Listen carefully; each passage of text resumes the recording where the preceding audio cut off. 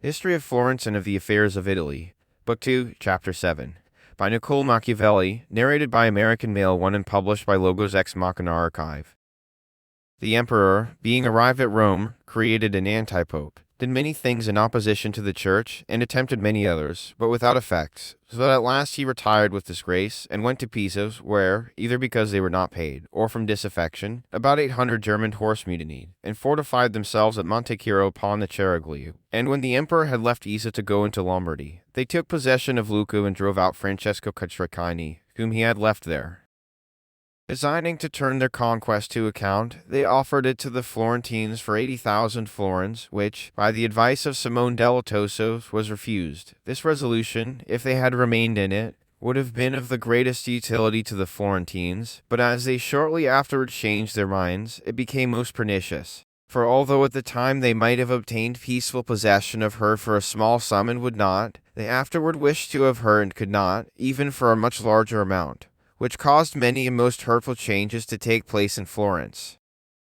Lucca, being refused by the Florentines, was purchased by Guardian Spinelli, a Genoese, for 30,000 florins. And as men are often less anxious to take what is in their power than desirous of that which they cannot attain, as soon as the purchase of Guardiano became known, and for how small a sum it had been bought, the people of Florence were seized with an extreme desire to have it, blaming themselves and those by whose advice they had been induced to reject the offer made to them. And in order to obtain by force what they had refused to purchase, they sent troops to plunder and overrun the country of the Lucchese. About this time the emperor left Italy. The antipope, on means of the Pisans, became a prisoner in France, and the Florentines from the death of Castruccia, which occurred in 1328, remained in domestic peace till 1340, and gave their undivided attention to external affairs, while many wars were carried on in Lombardy, occasioned by the coming of John King of Bohemia, and in Tuscany, on account of Lucca. During this period Florence was ornamented with many new buildings, and by the advice of Giotto, the most distinguished painter of his time, they built the Tower of San Iraparad. Besides this, the waters of the Arno having, in 1333, risen 12 feet above their ordinary level, destroyed some of the bridges and many buildings, all which were restored with great care and expense. In the year 1340, new sources of disagreement arose. The great had two ways of increasing or preserving their power. The one, so to restrain the intercession of magistrates, that the lot always fell upon themselves or their friends; the other, that having the election of the rectors, they were always favorable to their party. This second mode they considered of so great importance, that the ordinary rectors not being sufficient for them, they on some occasions elected a third, and at this time they had made an extraordinary appointment, under the title of Captain of the Guard, of Jacopo Gabrielli of Agabio, and endowed him with unlimited authority over the citizens. This man, under the sanction of those who governed, committed constant outrages, and among those whom he injured were Piero de' Bardi and Bardo Frescobaldi. These being of the nobility, and naturally proud, could not endure that a stranger, supported by a few powerful men, should without cause injure them with impunity, and consequently entered into a conspiracy against him and those by whom he was supported. They were joined by many noble families, and some of the people, who were offended with the tyranny of those in power. Their plan was that each should bring into his house a number of armed men, and on the morning after the Day of All Saints, when almost all would be in the temples praying for their dead, they should take arms, kill the Capitano and those who were at the head of affairs, and then, with a new scenery and new ordinances, reform the government. But, as the more dangerous business is considered, the less willingly it is undertaken. It commonly happens, when there is any time allowed between the determining upon a perilous enterprise and its execution, that the conspiracy by one means or another becomes known. Andrea de' Bardi was one of the conspirators, and upon reconsideration of the matter, the fear of the punishment operated more powerfully upon him than the desire of revenge, and he disclosed the affair to Jacopo Alberti, his brother-in-law.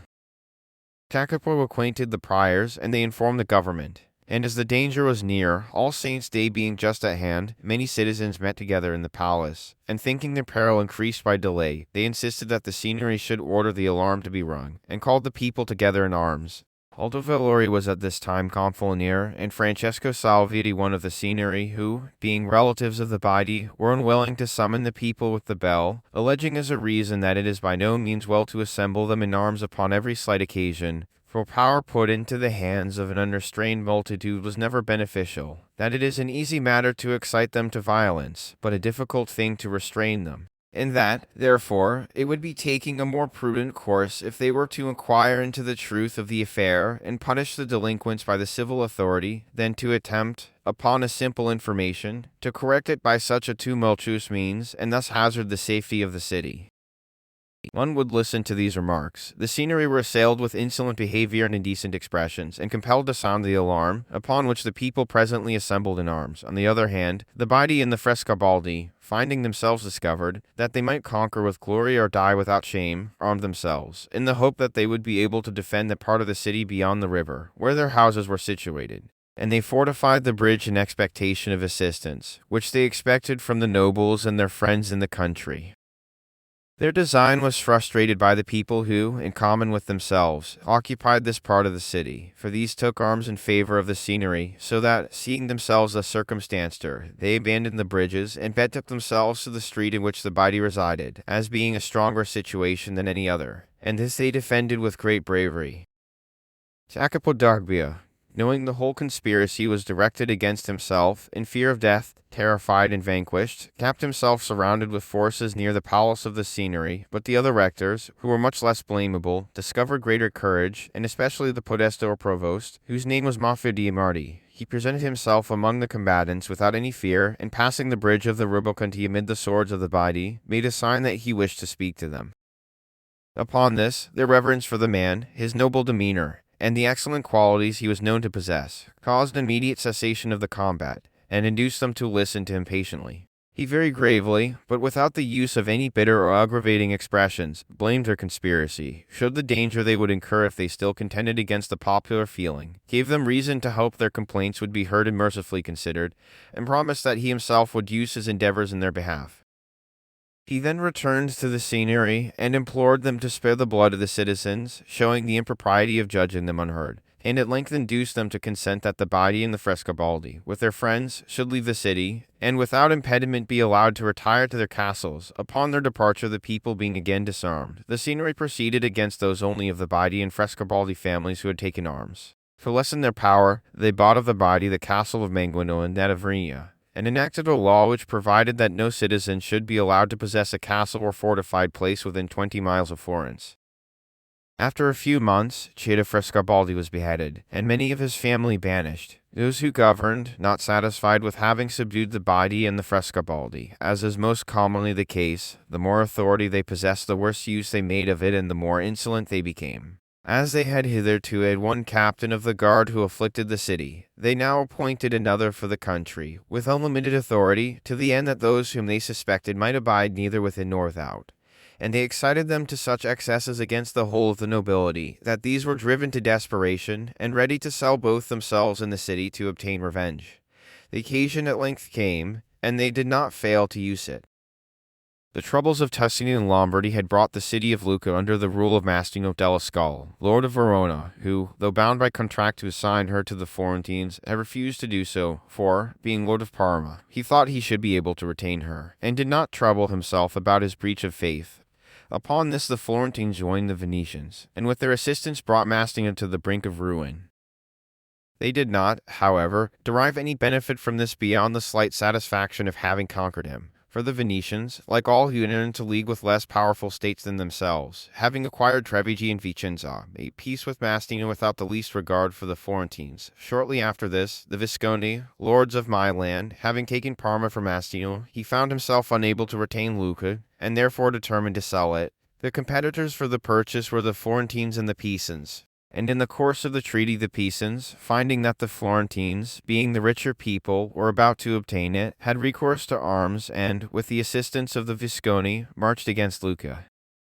The Florentines did not, on that account, withdraw from the purchase, but having agreed upon the terms with Mastino, paid part of the money, gave security for the remainder, and sent out of Rucellai Giovanni da Bernardino de' Medici, and Rosso da Ricciardo de' Ricci, to take possession, who entered Lucca by force, and Mastino's people delivered the city to them. Nevertheless, the Pisans continued the siege, and the Florentines used their utmost endeavors to relieve her. But after a long war, loss of money, and accumulation of disgrace, they were compelled to retire, and the Pisans became lords of Lucca.